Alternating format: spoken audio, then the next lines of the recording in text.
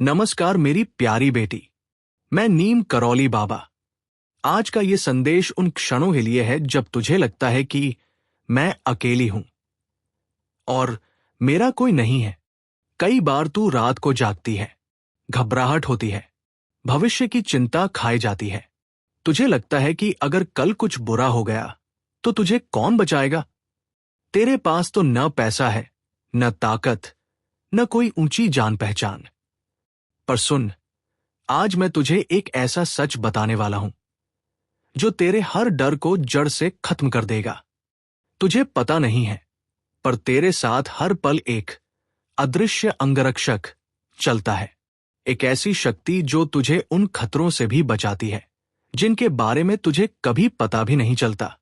बेटी, मैं तुझे एक सच्ची घटना सुनाता हूं। एक बार मेरा एक भक्त था। उसे बहुत जरूरी काम से बाहर जाना था। ट्रेन पकड़नी थी। वो बहुत दौड़ा, भागा, रिक्शा किया, पर जब स्टेशन पहुंचा तो ट्रेन जा चुकी थी। वो प्लेटफॉर्म पर बैठकर रोने लगा। उसने मुझे कोसना शुरू कर दिया। बाबा, मैंने आपसे प्रार्थना की थी। मेरा ये काम इतना जरूरी था। आपने मेरी मदद क्यों नहीं की? वह इतना दुखी था कि उसने खाना भी नहीं खाया। 2 दिन बाद खबर आई। वह ट्रेन जो उससे छूट गई थी, वह आगे जाकर दुर्घटनाग्रस्त हो गई थी। उसमें बैठे कई लोग घायल हुए थे। तब उस भक्त की आंखें खुली। उसने हाथ जोड़कर कहा, बाबा, मुझे माफ कर दो। मैं तो सिर्फ अपना छोटा सा काम देख रहा था, पर आप मेरा जीवन देख रहे थे। बेटी, तेरे साथ भी ऐसा हुआ है। याद कर, वो रिश्ता जो टूट गया था, जिसके लिए तू बहुत रोई थी। शायद वह रिश्ता तुझे बर्बाद कर देता। वो नौकरी जो तुझे नहीं मिली, शायद वहां तुझे बहुत अपमान सहना पड़ता। वो दिन जब तुझे कहीं जाने का मन था पर तू नहीं जा पाई, शायद वहां कोई खतरा तेरा इंतजार कर रहा था। तू जिसे दुर्भाग्य कहती है, वो असल में तेरी सुरक्षा थी। जो चीज तुझे नहीं मिली, वो ईश्वर ने तुझसे छीन ली, तुझे बचाने के लिए। बेटी, एक मां अपने छोटे बच्चे को कैसे बचाती है? जब बच्चा आग की तरफ भागता है तो मां उसे खींच लेती है। बच्चा रोता है। उसे लगता है कि मां ने उसे खेलने नहीं दिया, पर मां जानती है कि वह खेल नहीं था, वो मौत थी। ठीक वैसे ही तेरा गुरु, तेरा ईश्वर तुझे हर पल बचा रहा है। तुझे लगता है कि तूने अपनी समझदारी से मुसीबत हल की। नहीं, तुझे लगता है कि तू किस्मत से बच गई। नहीं, ये कृपा है। कृपा वह नहीं जो दिखाई दे। कृपा वह है जो अनहोनी को होने ही न दे। आज से जब भी तेरा कोई काम बिगड़े तो रोना मत, बल्कि मुस्कुराना और कहना, बाबा, मैं समझ गई। इसमें जरूर मेरी कोई भलाई छुपी है। आपने मुझे किसी बड़ी मुसीबत से बचा लिया। जिस दिन तू ये नजरिया अपना लेगी, उस दिन से तुझे डर लगना बंद हो जाएगा। बेटी, ईश्वर तुझे हमेशा संकेत देता है, पर तू अपने शोर में इतनी व्यस्त रहती है कि सुन नहीं पाती। जब तू कोई गलत फैसला लेने वाली होती है तो तेरे मन में एक बेचैनी होती है। पेट में अजीब सा लगता है। वो बेचैनी क्या है? वह तेरा अदृश्य अंगरक्षक तुझे चेतावनी दे रहा है, बेटी, रुक जा। यह रास्ता सही नहीं है। जब तू किसी बुरे इंसान पर भरोसा करने वाली होती है तो बार बार कोई न कोई रुकावट आती है। वो रुकावट क्या है? वो तेरा बाबा तुझे रोक रहा है। आज से इन संकेतों का आदर कर। अगर मन ना कहे तो दुनिया की मत सुन। रुक जा। अगर बार बार रुकावट आए तो समझ जा कि अभी समय सही नहीं है। जिद मत कर। बेटी, तू थक गई है ना लड़ते लड़ते? सारी दुनिया से लड़ना, अपनी किस्मत से लड़ना, अपने डर से लड़ना। अब हथियार डाल दे, समर्पण कर दे। समर्पण का मतलब हारना नहीं है। समर्पण का मतलब है अपनी सारी चिंता, सारा डर, सारा बोझ उठाकर अपने गुरु के चरणों में रख देना। एक प्रयोग कर। अगले 24 घंटे के लिए अपनी सबसे बड़ी चिंता, चाहे वह पैसे की हो, बीमारी की हो या रिश्ते की हो, मुझे दे दे। मन में कह, बाबा, ये चिंता अब आपकी है, मैं इसे नहीं ढोऊंगी। आप जानो, आपका काम जाने।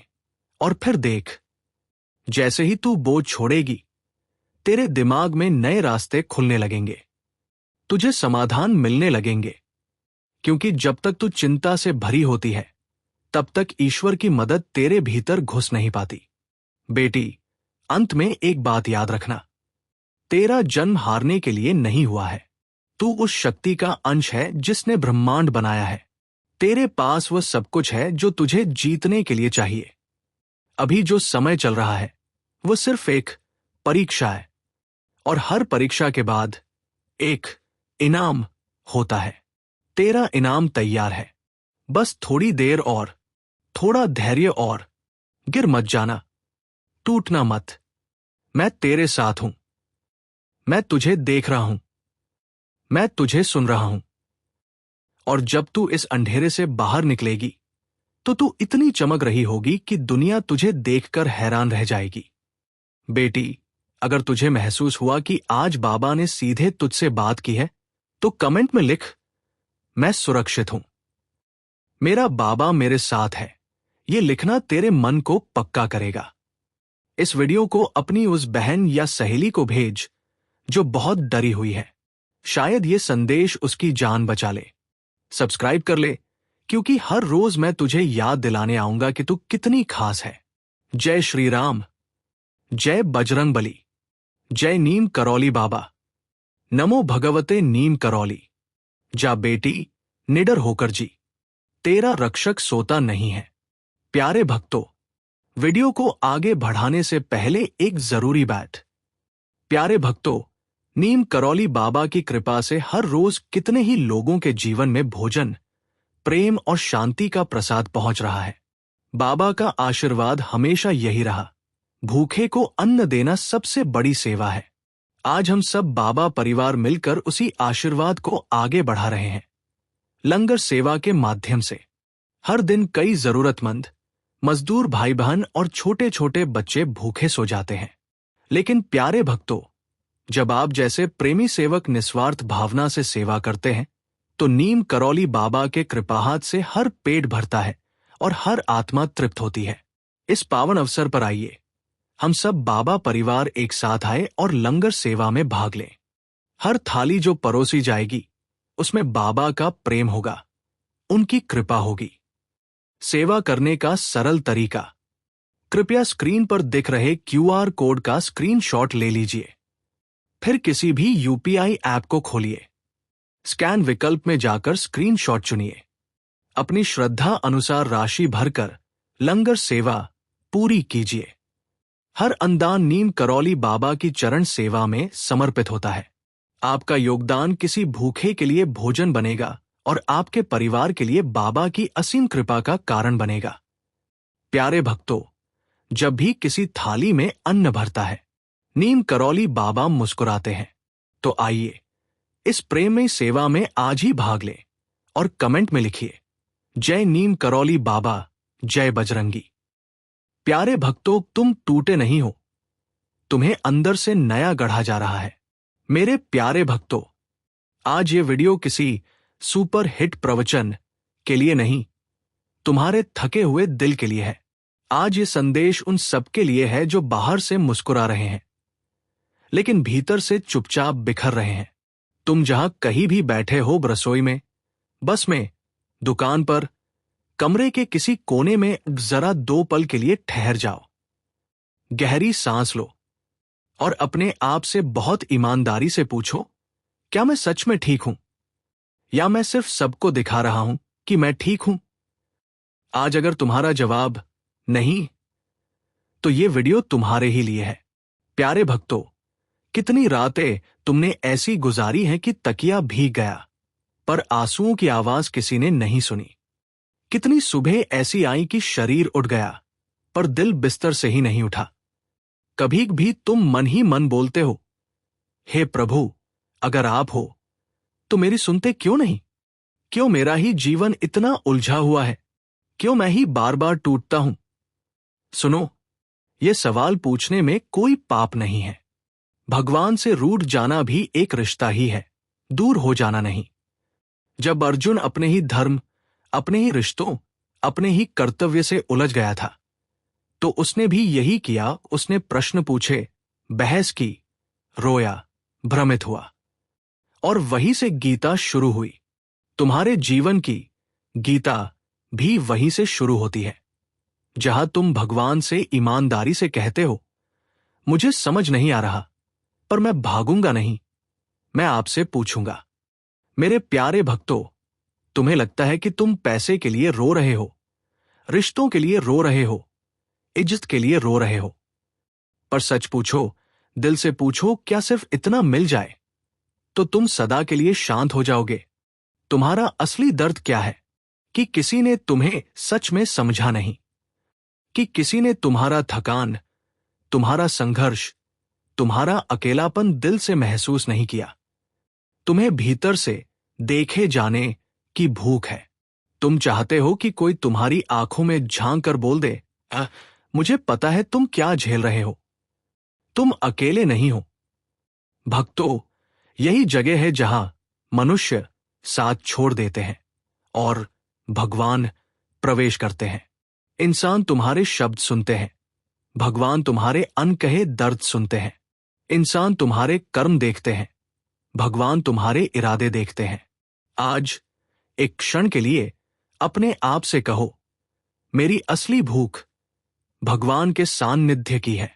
तुम सोचते हो, मैं बहुत कमजोर हूं, मैं तो रोज टूट जाता हूं, मेरे अंदर कोई आध्यात्मिक ताकत नहीं है। पर सुनो, सच्चाई अक्सर उल्टी होती है। जिस इंसान का दिल संवेदनशील होता है वही ज्यादा टूटता है। जिसके अंदर अभी भी उम्मीद बची होती है वही ज्यादा रोता है। जब मिट्टी बहुत सख्त हो तो बीज उसमें घुस ही नहीं पाता। जब मिट्टी नरम हो जाती है तभी उसमें बीज बोया जाता है। तुम्हारा ये टूटना, तुम्हारा ये पिघलना, ये संकेत है कि तुम्हारे अंदर की मिट्टी अब नरम हो रही है, ताकि प्रभु उसमें अपना बीज बो सके, विश्वास का, प्रेम का, शांति का। इसलिए अगली बार जब दिल टूटे तुरंत ये मत कहो, भगवान ने मुझे छोड़ दिया। ये कहो, शायद भगवान मुझे नया आकार दे रहे हैं, मैं अभी गीली मिट्टी हूं।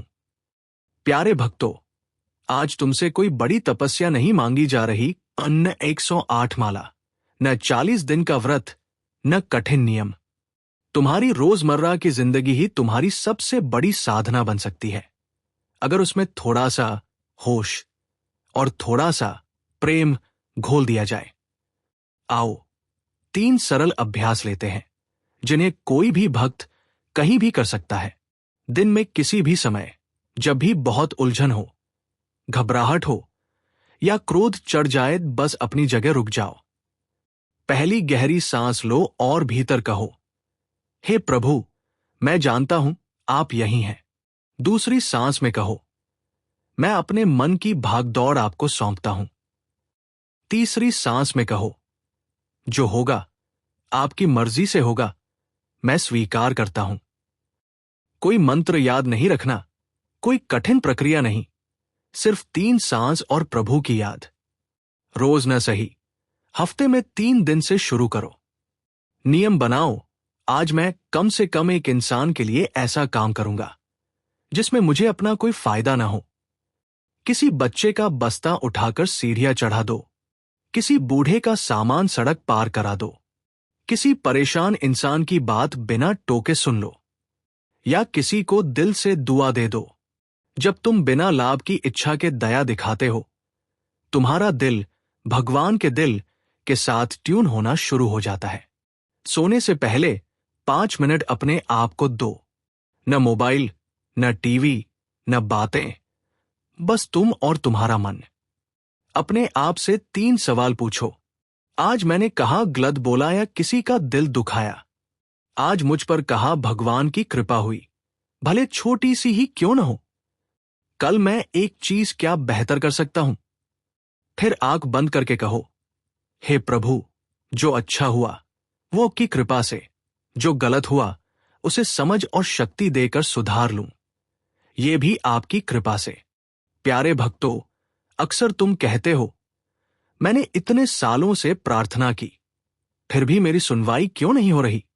सोचो, क्या हम सिर्फ मांगने की भाषा में ही भगवान से बात करते हैं?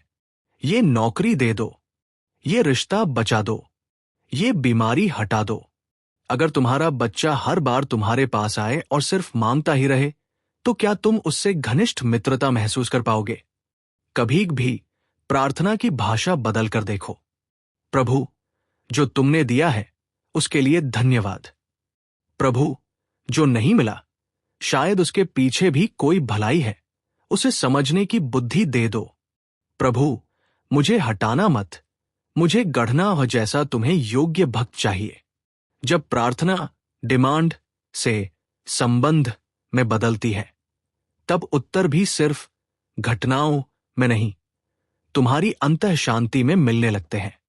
बहुत से भक्त सोचते हैं, मैं तो बड़ा साधारण इंसान हूं, मुझसे क्या होगा, मेरी भक्ति क्या काम आएगी?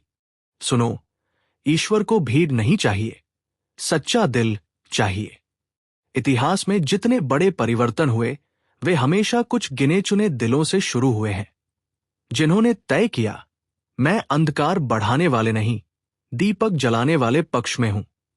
तुम जब गाली देने की जगह क्षमा चुनते हो, जब बदला लेने की जगह दुआ देते हो, जब हार मानने की जगह फिर खड़े हो जाते हो, तब तुम्हारा नाम कहीं न कहीं उच्च भक्तों की सूची में दर्ज हो जाता है। भले तुम्हें किसी को दिखाने के लिए प्रमाण पत्र न मिले। आज बस इतना मान लो, मैं कमजोर नहीं, संवेदनशील हूं। और संवेदनशील हृदय ही भगवान को सबसे जल्दी महसूस करता है। मेरे प्यारे भक्तों, सुन तो सब लेते हैं, पर बदल कुछ ही लोग पाते हैं, क्योंकि निर्णय कल पर टाल दिया जाता है। ईश्वर अभी में रहते हैं, इसलिए जो परिवर्तन अभी से शुरू होता है वही टिकता है। अभी, इसी क्षण, अपने मन में 3 संकल्प लो। मैं अपने दर्द को सजा नहीं, ईश्वर का बुलावा मानकर देखूंगा। मैं दिन में कम से कम एक बार, बिना स्वार्थ के, किसी पर दया जरूर करूंगा। मैं रात को सोने से पहले ईमानदारी से भगवान से 2 बातें करूंगा, धन्यवाद और क्षमा। अगर ये 3 संकल्प तुमने भीतर से ले लिए, तो समझ लो तुम्हारी जीवन यात्रा अब अकेली नहीं रही। अब ये भक्त और भगवान की संयुक्त यात्रा बन गई। मेरे प्यारे भक्तों, तुम जहां भी हो, जैसे भी हो, एक बात दिल में हमेशा के लिए लिख लो, मैं टूटा हुआ नहीं, अधूरा नहीं, मैं ईश्वर के हाथ में गीली मिट्टी हूं, और मेरा कारीगर मुझसे ज्यादा जानता है कि मुझे क्या रूप देना है। अगर इस संदेश ने तुम्हारे दिल को थोड़ा भी हल्का किया हो, तो कमेंट में सिर्फ एक लाइन लिख देना, हे प्रभु, अब मैं भागूंगा नहीं, आपके साथ चलूंगा। और जिस जिस भक्त का चेहरा तुम्हें याद आए, जो शायद हंस तो रहा है पर भीतर से थका हुआ है, ये संदेश उसे भी भेज देना। शायद उसके जीवन की गीता यहीं से शुरू हो।